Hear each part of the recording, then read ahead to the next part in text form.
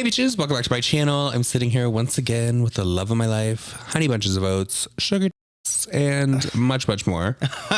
I wonder if that's what got me the D word last video, because I said sugar word in the beginning, because you know they did say that there was something along those lines in the video. Sure it was the clip of Trish with that all over her face. Well, we are here to talk about Gabbie Hanna once again. You know, Gabbie has been getting herself into drama for what seems like months now, just so she could amp up that little cover song that she had from Alanis Morissette. It's been months. It's been years. Well, no. Let's just, because Gabbie did this around this time last year, and then she kind of like took a break, and you know, she started smoking pot, and she started acting like all kumbaya. People started to like her. She started and then it was the anniversary. Yeah. And then it was the anniversary of all the drama, so she brought it back up, started attacking people's essay, all of that kind of stuff. And her old pal, Jessi Smiles, someone who is constantly getting dragged because of Gabbie. You know, Gabbie lies on her all of the time. Yes. Jessi said, I've had enough. I'm going to release a phone conversation from 2020 that they both had consent to record. Ma'am, she did. And Gabbie does not look good. Jessi Smiles looked at her computer. She looked back in the mirror at herself, and she was like, you know what? Gabbie Hanna's going to pay today. And Gabbie paid. She did, girl. I have never in my life witnessed a dragging like that, because that video, like, I was relieved that Jessi was able to put it out and to tell her side of the story finally, because I know she's felt some kind of way for so long. Yes. But it was also very like triggering, because you can tell just how upset Jessi is in that moment. And, you know, she's pregnant now. So it's not really good for her to be going through these emotions, panic attacks and whatever. And the fact that Gabbie doesn't care. Yeah. The fact that Gabbie knows that Jessi is pregnant and that she doesn't want any drama. And Gabbie, basically at the drop of a hat, will just throw Jessi's name out there. Throughout the whole video, and it's like 12 minutes long, it's Gabbie saying, me, me, me, me, me, me, me, me, me, me, me, me, me. Like, she has no compassion for others. She has no feelings or guilt for the way that she's acted or the things that she's caused for other people. There's zero remorse there, and it's very scary when you see someone like that. And I think that this may be the one thing that it's going to open people's eyes about Gabbie, because I've got a lot of comments, because there's a lot of people that don't like Gabbie because of the way that she's been over the past year. But there's a lot of people, past year? Yeah, well, especially the last year. But there's a lot of people, I think, that are seeing a different side now, because Gabbie made this out like this was a lie. And this was kind of like vindication for Jessi, because I feel like Jessi kind of like in doing this lifted a weight off of her shoulders, because in that moment she was like, well, so sue me, Gabbie. Sue me. Exactly. And there was nothing for Gabbie to sue her for. Because there is no case. And that's why Gabbie then turned to the internet to start dragging Jessi, as well as all these other people that stood up for Jessi. And in this phone call that they had, Gabbie was admitting that she did have all that contact with Curtis, which is something that she has tried to say never happened. It's a lie. She's trying to say that I hang out with this person. It's horrible. Like all this. Gabbie is a liar. It's what you told me. You hung out with Curtis's friends. Curtis was there, pulled you to the side, told you, I'm so sorry I was mean to you. I can't believe what Jessi did to you.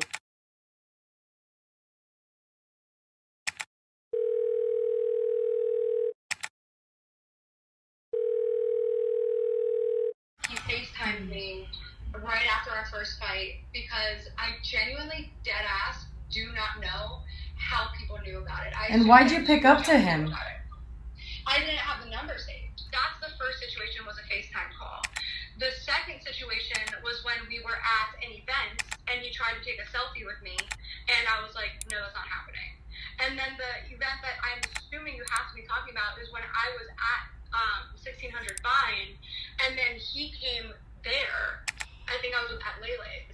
And then he showed up, and I was like, oh, he tried to talk to me and pull me aside there. Yes. Yeah, but that's a completely different situation. That's literally months and months later. You were at a place with his friends. He showed up and pulled you to the side. I said that. You hung out with Curtis's friend. Curtis was there, pulled you to the side. I said that. You said that as the way that it all went down. I also didn't hang out with, like, his friends. You admitted to it. People who knew Curtis. I think I was at Lele's. We all lived in the same building. Yes, and he showed up and pulled you to the side. Guess what? I am allowed to have friends. I'm allowed to collaborate. Like, I can't cut everybody out of my life.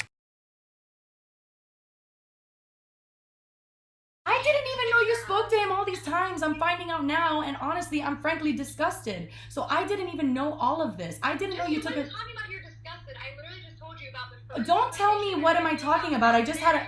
Don't tell me that, because I just had a panic attack hearing you say that you heard him out. He said, "Do you mind if I tell you the story of that night?" And I said, "I mean, yeah, that's fine. Like, I've heard her side. You can tell me yours." So he told me the exact same story. Like, literally. I didn't even know that he told you the story of the night I was raped. I never knew that. Yeah, so he told me the story, and then I told him. Why would you listen to him? Why would you listen to him? Like, really? Why would you? He, like, even. I was getting ready to defend you. Like, I was. But for what? Just don't. Just say no, sir. Thanks. Like, fuck you. Like, even though she's not my friend, I don't want to hear how you think you did it. Literally, I deadass was waiting for him to lie. And like, who cares? Like, just hang up. Him. Jessi, I wanted to fight for you too. Don't, like, literally. I agree.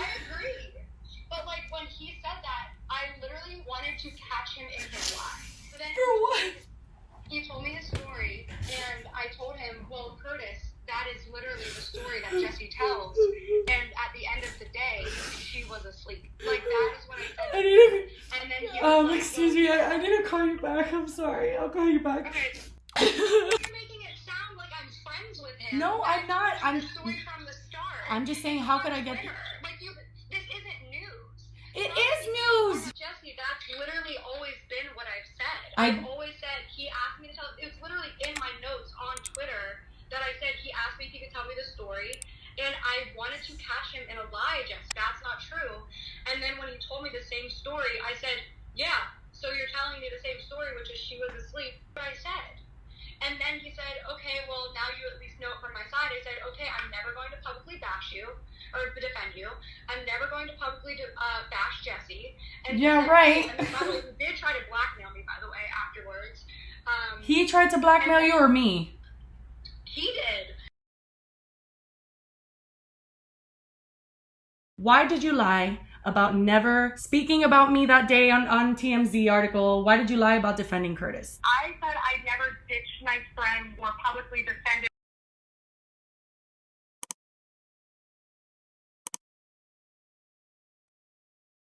One of my friends, like a guy friend, was falsely accused, and it up his life, and all of a sudden it came out that it was false. So when it came out, like, I said that thing about whatever the thousands, I don't remember, I have no idea what it actually said, but it's clear that I said something along those lines. First of all the ones that I saw, because I never went back and deleted anything, so all the ones that I saw never showed that. They said get popcorn or why is TMZ talking about Viners, and then I saw the one that you're referring to, which says somebody responded, the actual tweet's not there, so I don't know what it says, but somebody said something about, thousands of women, da-da-da-da-da. Yeah. And then I was like, I remember this. I tweeted this and deleted it like a minute later, because at that point, if you don't remember, we had no idea who each other were. I barely had a Vine account. I had a few thousand followers on there. Right. I was literally a fan watching Vine. Gotcha. I said something stupid that I felt bad about, deleted it immediately, and now years later we're talking about it when you and I, like, the fact that that's even coming up now, and that you use that as an argument. When we became friends 8 months after that, I put it up, I regret it, as a fan of Vine and a follower who was commenting on the lives of two people she never met. Wait, I'm sorry, you can't. Hey, I let you speak, please. I put it up, I regret it, as a fan of Vine and a follower who was commenting on the lives of two people she never met. Wait, I'm sorry, you can't. Hey, I let you speak, please. So just like commenting on my life and my situation, our situation, that was what I did. I put some tweets up that I obviously don't agree with in 2020. Mm-hmm. It was 6 years ago. Correct. And I didn't remember them until I saw them again. And I was like, okay, yeah. But my whole point of this is, why is this coming up in 2020 when we became friends 8 months after those tweets were even out? So it just shows that you're retroactively trying to paint me as a villain. We're like, Gabbie, the answer to your question is you. Do you realize that in your video that is not factual? Like when you said, oh, I had no idea the context. Like you do understand that obviously that's not true. No, I don't. Okay, Jessi. Yeah. You do understand, and I know that you know this. Mm-hmm. When that story dropped, every single person was saying that you lied. Are you kidding me? Is that your justification?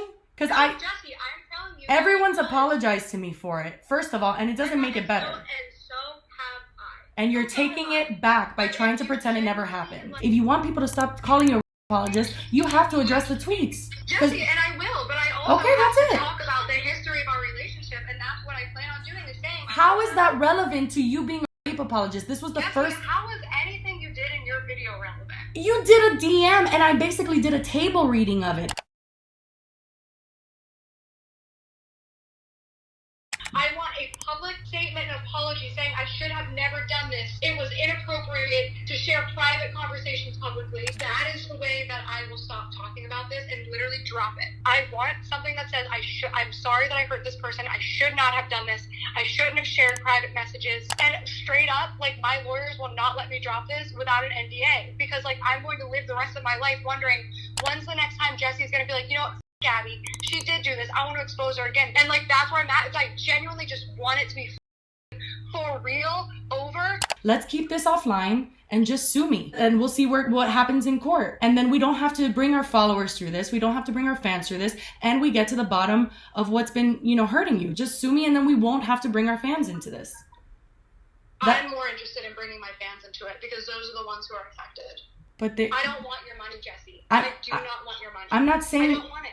I'm literally saying, like, I think your fans are affected too, because this is, I see your live streams and I was worried. You should be. I'm sorry. I'm really sorry. You have to continue to do this because No, that's why we shouldn't. I don't want to. Yeah, I don't want to. That has not helped me. I still have to clear my name, so I have to, like, keep doing this. You are narcissistic abusers, and you have been for 6 years, Jessi Smiles. I have to keep that in. So you're telling me you're gonna go on live stream, you're gonna tell all your followers everything about all our past. I don't see an end game in that for you. And that's why I was saying just to sue me. Jessi, that's stress for me too. I know that. I keep going and sitting with these litigators, thinking about the idea of people saying how terrible I am for suing somebody with a child. What I want is for people to hear my side. I have no desire to take food out of your kid's mouth. I know that, like, your kid is in, like, speech classes. I'm like, that shit's expensive. You're a mother. You're a family. I don't want to hurt you. The only thing I want is for my name to be cleared, for me to feel like my story is heard, and for this to go away. Obviously, people are going to keep asking me about it, and, like, if it's not going to happen, then I need to, like, continue doing what I'm doing. Mm-hmm. And I also want you to work on a public statement. Obviously, people are going to keep asking me about it, and, like, if it's not going to happen, then I need to, like, continue doing what I'm doing. Mm-hmm. And I also want you to work on a public statement, and then we can work on it together. I want a public apology that should never have been made public. That's not going to happen, so I understand. Okay, so then we keep going. I'm not doing anything with you. Like, I'm not. Like, this is not, you say we keep going. I'm going to keep going then. I have publicly apologized for a situation that should have been private. So I think that it's only fair that you can also extend that same courtesy to me, considering what I've been through. This isn't me trying to, like, hurt you or threaten you in any way. Like, this is not do this or it's gonna happen. Like, I mean, I guess it kind of is, but it's just like, I'm not doing it to hurt you. Oh, yeah. And Gabbie is manipulative, and in my opinion, Gabbie is a piece of shit. There's zero accountability taken at all whatsoever. What she cannot push on to Jessi for the things that Gabbie has caused herself, she tries to push over onto Trisha, because we've realized today, and we're putting a video over on my channel after this about everything that happened with Trisha and Frenemies, because I want to recap that. Mm-hmm. But I feel like Gabbie's trying to go after so many people, and she got this out of Jessi because Jessi was fed up, and she's like, you know what? I'm going to give you your moment, and I'm going to let you have this because this is what you deserve. And do you know what's really crazy? What? Is that this dropped. Jessi puts out this 12-minute phone call with Gabbie, and Gabbie is just over on her social media acting like nothing happened. Mm-hmm. She's putting out these paintings that she's been working on. She's, like, taking pictures of herself, just posting them, like, totally cuckoo in my opinion. Yeah, no, it's not. That is not normal behavior to me. Like, I truly do believe, and I'm not saying this to be callous. I'm not saying this to be mean. I'm not saying this with malice. I truly do feel like Gabbie is a narcissist. Oh, I 100% agree with you. And now if you go over to Google and you type in "our apologist," like, obviously not just the letter R spelled the word, Gabbie is the first thing that comes up, and it's Gabbie's Twitter. And then underneath that is the Urban Dictionary. So now Gabbie's name is getting dragged across the internet in a completely different way. And she doesn't care. And that's so scary. She's done it to herself. And yes. There's a whole bunch of other commentary channels out there that I'm not going to get into that keeps defending Gabbie. And I'm like, she literally was caught on a phone call doing this stuff that has been accused of her, and her admitting it. What else is it going to take for you to stop caping so hard for Gabbie Hanna? Like, I don't understand what the benefit is. I don't understand what they think they're getting out of that. They're not being edgy. They're literally being disgusting. Is accused of Gabbie, because that's what she is. It's disgusting. That's what it is. It was right for her to finally take things into her own hands and have some kind of control and say in the situation, because up until this point, the only thing that Jessi has really said about Gabbie was the video that she made about her when she had had enough.